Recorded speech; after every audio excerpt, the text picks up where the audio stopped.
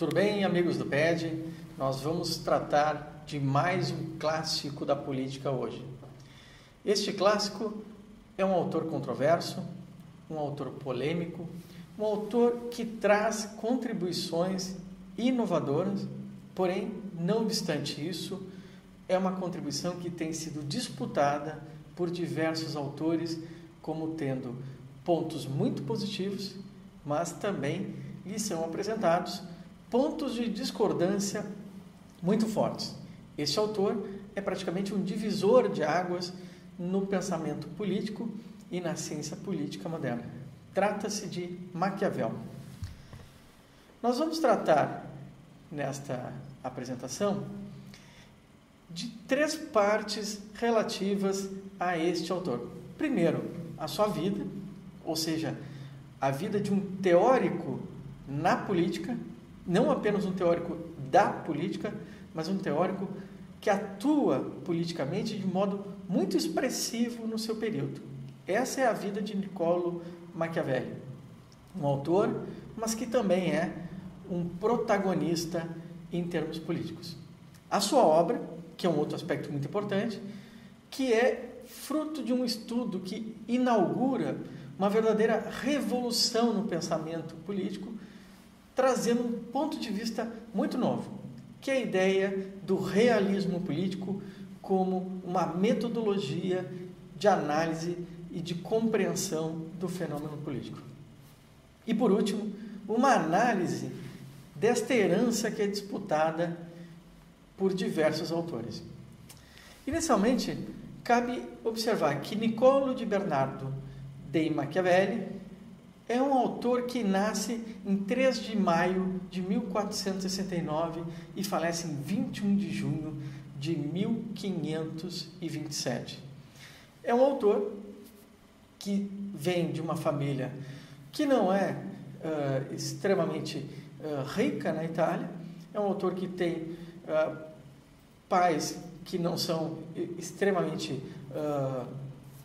dotados de recursos financeiros, tem uma vida que não é exatamente uma vida aristocrática e também não tem um falecimento aristocrático, mas há uma vida inteira lutada, disputada e construída com base em esforço pessoal deste autor.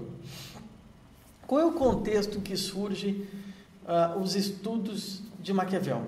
Os estudos de Maquiavel surgem no meio de uma Itália que é fragmentada, uma Itália dividida em diversos reinos que estavam em constante disputa. E se por um lado esses diversos reinos em disputa, eles traziam soberanos com pontos de vista diferentes, disputando a hegemonia, também primava a presença da instabilidade política e econômica nessa região. Maquiavel é fortemente influenciado por esse aspecto da instabilidade, que é um tema que irá lhe perseguir os seus estudos até o final. De outro lado, essa Itália fragmentada, ela é assediada em diversos campos, em diversas regiões, por potências estrangeiras, seja por potências ao norte, na Áustria, ao lado pela França, ao sul pela Espanha, pela França, e diversas potências que tentam conquistar a hegemonia desses ricos reinos italianos. Essa Itália é uma Itália também de um período de renascença, de redescobrimento da cultura, das artes, do florescimento da cultura de um modo geral. Uma redescoberta dos autores clássicos, dos temas clássicos, da arquitetura clássica, um florescimento de novas formas arquitetônicas, artísticas, culturais e, ao mesmo tempo, de novas formas de pensar o político. Qual é a grande contribuição de Maquiavel? A grande contribuição que Maquiavel nos traz é a ideia de realismo político. O realismo político entende a política não como algo trazido transcendentalmente à sociedade dos homens e nem como algo absolutamente natural que emerge por mera causalidade natural, mas algo que é decorrente da atividade humana. É a atividade humana que irá construir a política. Portanto, para Maquiavel, a arte de governar é um problema tão relevante quanto o problema da concepção abstrata do Estado. Os estudos que eram realizados na Idade Média e no período clássico anterior sobre o Estado, enquanto problema abstrato, surgem para Maquiavel como um problema prático, concreto, sobre construir a governabilidade com modelos fundamentais de estabilidade. O problema de um Estado estável é um problema fundamental derivado talvez de um contexto, que é o das realidades instáveis das cidades italianas. Outro tema que irá trazer aqui uma importante contribuição é a discussão sobre a relação entre a moral pública, ou a moral na política, e a moral privada, que é a moral dos indivíduos. Qual a correlação entre essas duas esferas da ética e da moral? Existe alguma correlação? É possível, dizendo que existem contatos, mas também pontos de autonomia em relação uma em perspectiva à outra? Bem, esse é um tema que irá preocupar fortemente Maquiavel. Maquiavel, ele conduz seus estudos por meios enigmáticos. Um deles é a sua preocupação com a eficácia da política. Ele compreende, analisa e admite a importância dos valores da política, dos ideais na política, mas o problema da eficácia para ele é um problema fundamental. E ele parte da concepção de que todos os profetas, ou seja, detentores de valores, de ideais, que estiveram armados, venceram. E que os profetas desarmados foram destruídos. E que, portanto, os ideais protegidos e armados sobreviveram. E os ideais desarmados, desprotegidos, faleceram perante as ameaças externas à sua concepção. E, portanto, ele traz essa conclusão como uma conclusão importante. Os ideais devem ser protegidos, armados, instrumentalizados, para fins de se alcançar o objetivo, o estado de coisas desejado. Maquiavel parte de um ponto de vista que é um ponto de vista interessante. Ele analisa não apenas a essência do indivíduo, não apenas a essência do homem ou do cidadão ou do agente político, mas ele analisa o indivíduo, o homem, a personalidade, a pessoa real. Ele traz aqui um paradoxo, ou talvez, melhor dizendo, uma perplexidade em relação ao homem real. Não ao homem ideal, aquele homem ou ser previsto em uma entidade ontológica, essencialista, prevista em uma análise transcendental, mas o indivíduo enquanto realidade existente. E uma frase aí é muito interessante e sintomática deste ser na política. Ele diz algo que é impressionante. É uma constatação quase contraintuitiva, ou seja, vai contra as nossas intuições imediatas. Ele diz que podemos nos tornar odiados tanto fazendo bem quanto fazendo mal, o que é algo contraintuitivo. Como é que alguém pode fazer o bem e ser odiado? De igual modo, aquele que faz o mal e, por consequência, não é bem visto e é odiado. Essa constatação de que, ao fazer o bem, o indivíduo pode se tornar odiado é algo que deriva, na sua concepção, o entendimento que o indivíduo, que o ser na política é um ser complexo e um ser imperfeito. É um ser que busca algumas finalidades que não são todas as melhores e que tem desejos que entram em contradição com valores que são também de hierarquia ajustável. Portanto, o indivíduo na política não é um ser linear, simples, transparente, de compreensão imediata. Não, é um ser complexo e um ser imperfeito. Isso deve ser levado em conta na política. A análise política deve entender que o indivíduo não é nem ontologicamente bom e nem ontologicamente mal. É algo que foge um pouco de algumas compreensões de que Maquiavel pensaria o ser humano como alguém mau por natureza, egoístico por natureza, e que isso estaria imbuído na sua antropologia. Queremos que não é exatamente esse ponto de vista que o autor defende. Por outro lado, Maquiavel realiza uma análise, partindo dessa concepção de indivíduo, por meio de uma análise realista, do que vem a ser a moral pública. A moral pública, até Maquiavel, no pensamento clássico, era identificada com a ideia de virtude. A moral pública busca alcançar a virtude. Em Maquiavel, a moral pública ela é um pouco mais modesta nos seus objetivos. Ela é um pouco mais terrena, mais próxima no que ela pretende alcançar. A moral pública, em Maquiavel, produz uma revolução que é de que esta busca o que é possível. A moral pública é, em suma, a arte do possível. Não é apenas o que está idealmente belo, previsto nas estrelas dos pensamentos ideais, no mundo celestial das concepções perfeitas, mas no mundo terrestre dos seres imperfeitos, que devem organizar a sua vida em sociedade da melhor forma possível. E buscar o convívio da melhor forma possível não é um objetivo menor em relação à constituição de uma teoria abstrata do Estado. Construir uma vida concreta e da melhor convivência possível é um objetivo muito nobre.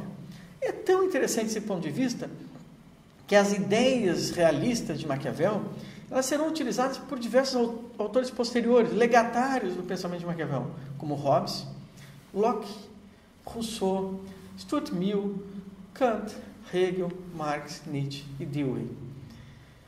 Mas também os políticos irão abeberar-se deste pensamento, como, por exemplo, Napoleão Bonaparte, que irá escrever comentários à obra de Maquiavel, o príncipe irá fazer anotações dessa obra, ou mesmo Frederico, o Grande da Prússia, que irá escrever uma grande obra denominada Anti-Maquiavel, que, por incrível que pareça, é uma obra maquiavélica na sua essência, porque em um opúsculo, em um apelo contrário a Maquiavel, os objetivos de Frederico II da Prússia nada mais são do que maquiavélicos, construir a melhor inserção possível dos alemães da Prússia no cenário conturbado do centro da Europa. E para isso, os meios utilizados são os mais diversos por parte deste governante. E não só Napoleão, Frederico II da Prússia, mas tantos outros são legatários deste pensamento. Clausewitz, entre outros. Bem, a principal obra de Maquiavel, não a única, mas a principal, se chama O Príncipe, que é uma carta dirigida a um príncipe italiano, que é um Médici, e que busca alcançar com essa carta, fazer conselhos ao príncipe para que ele organize, para que os príncipes, mas principalmente este que é laureado com essa obra, para que o príncipe realize a busca de uma unidade italiana, conformando uma estabilidade governamental contra as diversas agressões internas e externas, a consolidação de um poder que traga paz e prosperidade aos estados italianos. Essa obra, na verdade, dirigida aos príncipes, inteligentemente, ela é dirigida ao povo italiano, porque ela diz como que é a lógica do poder, como é a verdadeira lógica do poder, desmistifica o poder, retira as vestes do poder, portanto, desvela o poder ao cidadão comum, para que ele entenda realmente a política. A política longe dos discursos ideais e essencialistas, mas a política concreta. portanto, é uma obra que se insere no chamado pragmatismo. O pragmatismo não é somente a busca do summum bonum, mas do sucesso. Não só do bem maior, mas do sucesso concreto. E a busca do sucesso concreto é uma preocupação importante. Maquiavel será muito conhecido por uma pequena expressão, uma frase que representa o seu pensamento em boa parte. Praticamente a sua obra é identificada com a frase: os fins justificam os meios. Qualquer um que vier a ler sobre Maquiavel, sobre maquiavelismo, sobre o pensamento da ciência política em Maquiavel, irá encontrar essa frase: os fins justificam os meios. A leitura dessa frase pode ser a mais diversa. Inclusive, a partir da obra de Maquiavel, podemos pensar que os fins justificam a utilização de quaisquer meios. Meios inidôneos, imorais, ilegais, meios reprováveis, meios hediondos, desde que alcance o fim. Bem, considerando que Maquiavel não entende que a política tem uma moral transcendental, mas uma moral inserida na convivência entre os homens, ele não irá dizer que os fins justificam no sentido de que os fins estão moralmente justificados para se escolher quaisquer meios para alcançar aquele estado de coisas previsto. Não há uma autorização para o uso de qualquer meio, mesmo que reprovável, imoral e assim por diante, em virtude da presença de fins nobres. Não há uma autorização moral para praticar o mal. Pelo contrário, o que ele diz é que os fins, enquanto bom realista, os fins exigem meios adequados para que sejam alcançados. Sem meios adequados, os fins não podem ser realizados e, portanto, os profetas armados serão desarmados pela escolha errada dos meios. Ele irá dizer também que os meios influenciam quais os fins que nós iremos buscar. O pensamento realista de Maquiavel não é um pensamento moralista. Ele não está preocupado aqui com a moral, ele está preocupado em dotar os indivíduos que buscam e elegem fins que são fins nobres, para que eles alcancem o sucesso e a eficácia na política. Agora, Maquiavel diz ao príncipe Médici, e assim ele diz ao cidadão romano, cidadão italiano, que a política no âmbito de indivíduos imperfeitos, ela deve compreender que nem sempre buscar realizar plenamente o bem conduz eficácia e conduz a resultados que são bons, que é outra contradição, outro paradoxo da realidade política e outra situação contra-intuitiva. Se eu buscar sempre fazer o bem, eu posso ter resultados ruins. E aí, Maquiavel irá dizer que é necessário, em certa medida, que o príncipe aprenda a não ser bom. Não que ele deva ser mal ou deva realizar o mal, mas que ele deva entender que nem todos os fins, nem todas as atividades moralmente elevadas conduzem a resultados bons. Exemplo, se nós dissermos que não devemos mentir, que mentir é algo reprovável, é algo que deve ser afastado da nossa convivência, logo nós assumimos que a mentira, a realização da mentira é algo ruim. Se nós assumimos que mentir é algo ruim em qualquer situação, nós podemos deparar com dilemas éticos e morais. Digamos, por exemplo, que um assassino entre na sua casa e queira matar, tirar a vida de um amigo seu que está se escondendo dentro da casa para que não venha a ser morto por este assassino que o persegue. E o assassino lhe perguntasse: é possível você me dizer se fulano está aqui? Mentir em uma situação dessa não seria correto do ponto de vista da análise particular. Mas no contexto geral, mentir salvaria a vida de seu amigo. Portanto, existem dilemas éticos que não produzem soluções lineares e fáceis. E, portanto, nem sempre querer ser bom em todas as situações conduz a resultados bons. Kant irá ter uma solução muito diversa na sua teoria deontológica, que não é realista, mas que é movida pelo dever, e dirá: não, eu devo sempre dizer a verdade, mesmo que o assassino viesse me perguntar se tem alguém se escondendo na sua casa que eu quero assassiná-lo, diria: tem, e assim eu cumpriria uma máxima moral. Maquiavel utiliza uma compreensão mais complexa, admitindo a presença de dilemas morais e de hierarquia entre dilemas morais. E a possibilidade de que dilemas morais sejam resolvidos por normas morais de primeiro e segundo grau, o que é algo bastante mais sofisticado. Maquiavel, portanto, ele funda a ciência política. A ciência política é fundada por Maquiavel. Maquiavel irá dizer que a ciência política não trata de como as coisas são, mas como... ela não trata de como elas deveriam ser, mas como as coisas são. Ou seja, ela não se preocupa como o mundo deveria idealmente se organizar, mas ela verifica a existência do mundo e tenta, na existência do mundo, trazer os melhores resultados possíveis.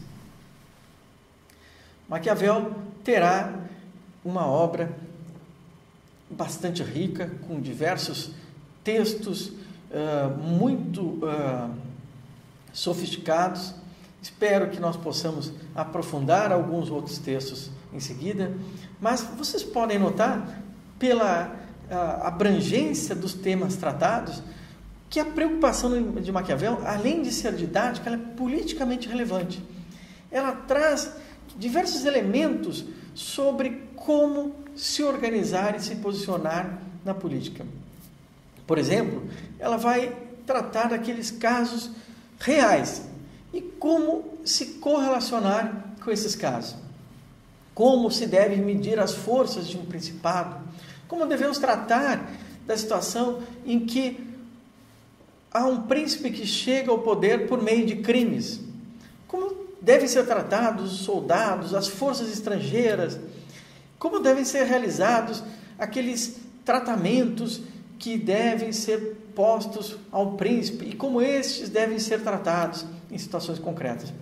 Portanto, a obra de Maquiavel é uma obra seminal, é uma obra que é revolucionária.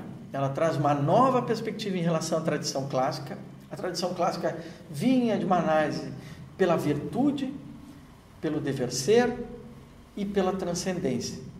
A obra de Maquiavel é uma obra que trata da arte de governar, trata da realidade do possível e trata do indivíduo concreto com as suas qualidades concretas de imperfeição e complexidade.